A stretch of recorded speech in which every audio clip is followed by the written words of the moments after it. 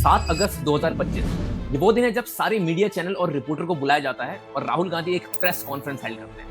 ये कोई normal press conference नहीं थी, ये एक ऐसी प्रेस कॉन्फ्रेंस थी जब Rahul Gandhi directly election commission of India को टारगेट करते हैं और देश की सबसे बड़ी वोट चोरी कहते हुए एक बहुत बड़ा इलेक्टोरल स्कैम एक्सपोज करते हैं। ये कॉन्फ्रेंस ने आज इंडिया की डेमोक्रेसी को सच और झूठ की कसौटी पे लाके खड़ा कर दिया है। अगर इस प्रेस कॉन्फ्रेंस में जितनी भी बातें बोली गई हैं, अगर ये सच होती हैं तो इलेक्शन कमीशन ऑफ इंडिया तो भैया गया और देश का लोकतंत्र भी गया, और अगर सारी बातें झूठी हुई तो राहुल गांधी का कैरियर खत्म। तो चलो यार, जानते हैं इस वीडियो में आखिर क्या चल रहा है हमारे देश में और क्या राहुल गांधी जो बोल रहे हैं वो वाकई में सच है या नहीं। वीडियो को प्लीज एंड तक जरूर देखना और कमेंट पे जरूर लिखना कि आपका इस बारे में क्या कहना है। एक लोकसभा चोरी की गई है, टाइम लगेगा मगर हम आपको पकड़ेंगे, एक करके पकड़ेंगे। मेरी बात याद रखना। वोट चोरी हो रही है, इलेक्शन कमीशन वोट चोरी में इन्वॉल्व है। It's interestingly, they haven't denied the information. They haven't said the voter lists that Rahul Gandhi is talking about are wrong. They're saying, will you do it under oath? Why don't you say they're wrong? Because you know the truth. And you know that we know that you've done this across the country. ये सारे मुद्दे को समझने के लिए पहले समझना ये होगा कि आखिर राहुल गांधी कहना क्या चाहते हैं और राहुल गांधी की एलिगेशंस हैं क्या। राहुल गांधी का कहना यह है कि पिछले कुछ सालों में वो इलेक्शंस में एक अजीब सी चीज नोटिस कर रहे हैं। वो ये नोटिस कर रहे थे कि इलेक्शन का जो माहौल है वो तो कुछ और है, लेकिन रिजल्ट्स बिल्कुल उसके आसपास भी नहीं है। यानी कि एग्जिट पोल्स में कुछ और कहानी है और जो रिजल्ट है वो कुछ और आ रहे हैं। उनको शक ये हुआ कि वोट्स में कुछ तो धांधली चल रही है, लेकिन उनका ये शक और स्ट्रॉन्ग तब हो गया जब उनकी टीम ने नोटिस किया कि महाराष्ट्र में लोकसभा और विधानसभा के जो इलेक्शन है उसके बीच जादू से बहुत से नए वोटर्स ऐड हो जाते हैं। इन 5 महीनों में इतने वोटर्स ऐड हुए जितने 5 सालों में नहीं हुए। लेकिन उनको सबसे बड़ा झटका मिलता है कर्नाटका के इलेक्शन से, जहां इंटरनल पोल्स तो ये दिखा रहे थे कि कांग्रेस 16 सीट से जीत रही है, लेकिन कांग्रेस सिर्फ 9 सीट से ही जीत पाई। तो आखिर ये 7 सीट्स का डिफरेंस आ कहां से रहा है? उन्होंने अपनी टीम्स को इन 7 सीट्स को इन्वेस्टिगेट करने की जिम्मेदारी दी। आखिर प्रॉब्लम आ कहां पे रही है? लेकिन ये जो 7 सीट्स की वोटर लिस्ट को मैनुअली चेक करना नेक्स्ट टू इम्पॉसिबल है, क्योंकि जो इलेक्शन कमीशन है वो कभी अपनी डिजिटली डेटा प्रोवाइड नहीं करता है। वो आपको फिजिकल फॉर्मेट में लैक्स ऑफ पेपर में वोटर लिस्ट दे देगा, लेकिन डिजिटल डेटा नहीं देगा। तो कांग्रेस ने डिसाइड किया कि वो 7 सीट्स को नहीं, सिर्फ एक सीट को इन्वेस्टिगेट करेंगे और उस एक सीट में भी सिर्फ एक विधानसभा को ही इन्वेस्टिगेट करेंगे। बहुत सारी डिस्कशन हुई और उसके बाद ये डिसाइड हुआ कि जो महादेवपुरा विधानसभा को इन्वेस्टिगेट किया जाएगा। दरअसल इस विधानसभा को चुनने के पीछे भी एक बहुत बड़ा रीजन था। कर्नाटका की जो बैंगलोर सेंट्रल लोकसभा सीट है वो बीजेपी ने 32,700 वोट से जीती थी, और सबसे बड़ी बात तो ये थी कि उस सीट को बीजेपी ने सिर्फ एक ही विधानसभा की वजह से जीता था, जो थी महादेवपुरा विधानसभा। सिर्फ इससे विधानसभा से जो बीजेपी को बम्पर वोट पड़े थे और बाकी की विधानसभा सीट कांग्रेस के पक्ष में थी। तो इस सीट से एक डाउट तो बनता है, इसीलिए डिसाइड हुआ कि महादेवपुरा की वोटर लिस्ट को इन्वेस्टिगेट किया जाएगा, जिसके लिए वोटर लिस्ट मंगवाई थी। लेकिन जब वोटर लिस्ट आई तो पूरी टीम शॉक हो गई। जो आप स्क्रीन पे देख रहे हैं ये सिर्फ एक विधानसभा की वोटर लिस्ट है। कांग्रेस को इन वोटर लिस्ट को इन्वेस्टिगेट करने में 6 महीने लग गए, लेकिन जब इन्वेस्टिगेशन पूरी हुई तो सामने था एक चौंका देने वाला रिजल्ट। इन्वेस्टिगेशन में पाया गया कि महादेवपुरा में वोट्स को मैनिपुलेट किया गया है, और यहां तक कि जो 100-200 वोट की बात नहीं हो रही। यहाँ पे कांग्रेस ने क्लेम किया कि 1,02,050 वोट्स की चोरी हुई है। बीजेपी को 1,02,050 फेक वोट्स पड़े हैं, और इस पूरी चीज में ईसीआई बीजेपी के साथ पूरी तरह से इन्वॉल्व है। तो राहुल गांधी के अकॉर्डिंग इस 1,02,050 वोट्स की चोरी के लिए 5 तरीकों का यूज किया गया है। तो सबसे पहला तरीका था वो था डुप्लीकेट वोटर्स, जो कि थे अराउंड 11,965 वोट्स। यानी कि एक ही पर्सन का नाम एक से ज्यादा वोटर लिस्ट में अपीयर हुआ है, कहीं कहीं पर तो डिफरेंट पोलिंग बूथ्स और कहीं पर तो डिफरेंट स्टेट्स में भी, और इन वोटर्स ने वोट भी डाले हैं।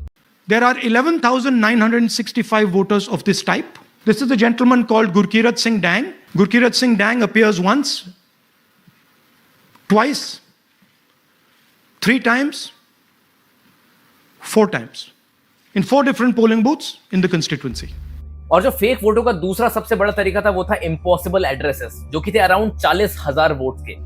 इन्वेस्टिगेशन में ये मिला कि अराउंड 40,000 वोटर्स ऐसे हैं जिनका या तो एड्रेस फेक है या फिर कोई एड्रेस है ही नहीं, जैसे कि house number 0, house number nil, etcetera etcetera. House number 0. No, you're laughing. There are thousands and thousands of these people. No address, house number 0. Either an address that doesn't exist, you go look for it, it's not there, or the address is 0, house number 0 or street number 0, or then the address cannot be verified. और यहाँ पे तीसरा था too many voters at one single address. यहाँ पे 10,452 voters वो ऐसे थे जो कि एक सिंगल एड्रेस में थे। यानी कि राहुल गांधी का कहना है कि हमें ऐसे केसेस भी मिले हैं जहां वोटर लिस्ट के अकॉर्डिंग एक ही रूम में, यानी कि एक ही घर में 70 से 80 लोग भी रह रहे हैं, वो भी डिफरेंट फैमिलीज के, डिफरेंट कास्ट के। और जब वहां जाके पता किया गया तो मिला कि वहां कोई एग्जिस्ट ही नहीं करता है। वहां के लोगों का कहना यह है कि हम तो इन्हें जानते तक नहीं। घर में वोटर लिस्ट के हिसाब से 80 लोग से इधर यहाँ पे नहीं आपका ही घर है ना ये?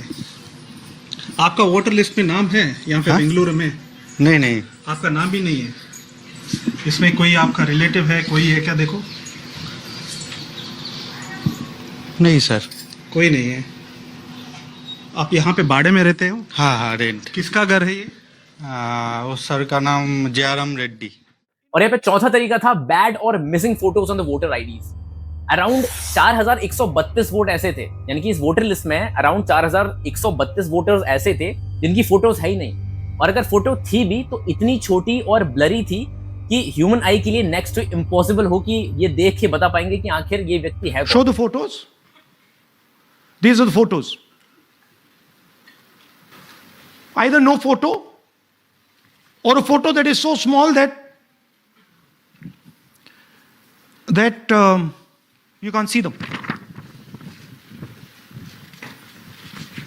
That's an original voter list.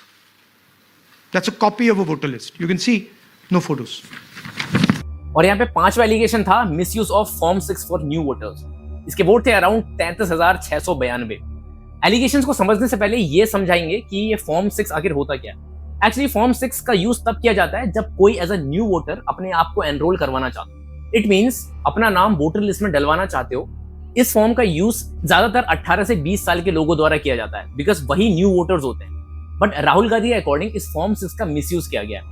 80 से 90 साल के लोगों ने इस फॉर्म को भरा है as a new voter enrol करने के लिए, और कुछ केसेस में तो 2-2 बार इस फॉर्म का यूज किया गया है। एक दो भी नहीं बल्कि 33,000 से भी ज्यादा ऐसे केसेस हैं। There's a lady called Shakun Rani, 70-year-old. 70-year-old. Zoom out. That's her. And you see a very interesting thing here. She appears twice on the voter list. She comes in using Form 6. Here, first name Shakun, surname Rani. Right? Now look at her picture. That's a picture. Now go to the other picture. Look at the picture. So this is essentially a zoomed in picture that they've taken. And this is now suddenly a new voter. Go back. Now she has no surname, but her first name is Shakun Rani. ये press conference जो राहुल गांधी ने की है, ये अभी तक Indian history में सबसे यूनिक प्रेस कॉन्फ्रेंस है। इस तरह की प्रेस कॉन्फ्रेंस आज तक इंडिया में कभी नहीं की गई है। अगर इस मैटर को आप समझ पा रहे होंगे तो ये सिर्फ महादेवपुरा की बात नहीं हो रही है। अगर देखा जाए तो बीजेपी के पास 21 सीट से ज्यादा है, जिसकी वजह से आज सेंट्रल में बीजेपी की गवर्नमेंट है, और ये 21 सीट बहुत ज्यादा नहीं होती। अगर आप एक छोटी सी विधानसभा में 1 लाख से ज्यादा वोटों का घोटाला आप देख पा रहे हो, तो आप सोच के देखो इन 21 लोकसभा सीट पर क्या कुछ नहीं हो सकता। अगर ये जो एलिगेशंस हैं ये सही साबित होते हैं तो बीजेपी तो गई और इंडिया की डेमोक्रेसी भी गई, और सबसे बड़ी बात भारत के लोगों का विश्वास चला जाएगा। तो ये बात अगर सही प्रूव होती है ना, तो पूरे वर्ल्ड में ग्लोबल लेवल पे इंडिया की बहुत ज्यादा बदनामी हो सकती है due to Bharatiya Janata party. फिलहाल के लिए राहुल गांधी ने इलेक्शन कमीशन से बोला है कि जितने भी एलिगेशंस है इसका जवाब दे प्रूफ के साथ, और कांग्रेस को वोटर्स का डिजिटल डेटा दिया जाए, और साथ ही साथ सभी पोलिंग बूथ का सीसीटीवी फुटेज दिया जाए ताकि वो दूध का दूध पानी का पानी कर सके। लेकिन यहाँ पे इलेक्शन कमीशन साफ मना कर रहा है डिजिटल डेटा देने से, ये कहते हुए कि लोगों की सिक्योरिटी का सवाल है। और सीसीटीवी फुटेज के लिए ये chief election commissioner Rajiv Kumar ji का कहना है कि देश में 10 लाख से भी ज्यादा पोलिंग बूथ हैं। इनकी वीडियो को डाउनलोड करते रहने में लगभग 3600 साल से भी ज्यादा लग जाएगा टाइम। 7 बजे से 7 बजे तक की सीसीटीवी होती है, 12 घंटे, 10 भी मान लें तो जरा अंदाजा लगाइए, 10.5 लाख बूथ की 10 घंटे की फुटेज का मतलब हो गया 1 करोड़ घंटे। 1 करोड़ घंटे। और अगर 1 करोड़ घंटे का एक आदमी देखने बैठेगा तो अंदाजा लगा सकते हैं कितना समय लगेगा। अगर 8 घंटे भी रोज देखेगा तो 3600 साल लगेंगे उसको देखने में। लेकिन गाइस मेरा मानना तो यह है कि आजकल एआई यानी कि आर्टिफिशियल इंटेलिजेंस का जमाना आ गया है, जहां आजकल सब कुछ चीजें ऑटोमेटेड हैं। ये कांग्रेस के ऊपर है कि वो डेटा 36 दिन में प्रोसेस कर लेते हैं या फिर 3600 सालों में। आपको उनको डेटा देने में क्यों तकलीफ हो रही है? ऊपर से इन सब चीजों को लेके सस्पिशन तो तब बढ़ जाता है जब हाल ही में बीजेपी एक नया रूल लेके आता है कि सीसीटीवी फुटेजेस को 45 दिन बाद ही डिलीट कर दिया जाएगा। भाई मेरे, तो ये समझ में नहीं आ रहा है कि 21वीं सदी चल रही है, ये वो जमाना है जहां हजारों टेराबाइट डेटा को एक हार्ड डिस्क में स्टोर कर सकते हैं, तो डेटा डिलीट करने की क्या जरूरत है? वो भी तभी जब ऑपोजिशन पार्टीज फुटेजेस मांग रही है आपसे सीसीटीवी की। यार दाल में कुछ तो काला है या फिर पूरी दाल ही काली है। 7 अगस्त को राहुल गांधी ये प्रेस कॉन्फ्रेंस हेल्ड करते हैं और 8 अगस्त को ईसीआई का रिप्लाई आता है। जी नहीं, किसी प्रेस कॉन्फ्रेंस के थ्रू नहीं बल्कि एक पोस्ट के थ्रू, जिसमें वो खुद पर लगे एलिगेशंस के लिए ऑपोजिशन लीडर राहुल गांधी को शपथ लेने को बोलते हैं और कहते हैं कि आप एफिडेविट में साइन करके दो, जो भी आपने प्रूफ दिखाए हैं ये एकदम वैलिड हैं और सही हैं, तब जाके हम अपनी इन्वेस्टिगेशन करेंगे। अगर देखा जाए ये जो ओथ है ये कोई नॉर्मल ओथ नहीं है। दरअसल rule 20 of the registration of electors rule 1960 के तहत इलेक्शन कमीशन इंक्वायरी होल्ड कर सकती है अगर कोई भी ऑब्जेक्शन उठाता है इलेक्शन को लेकर।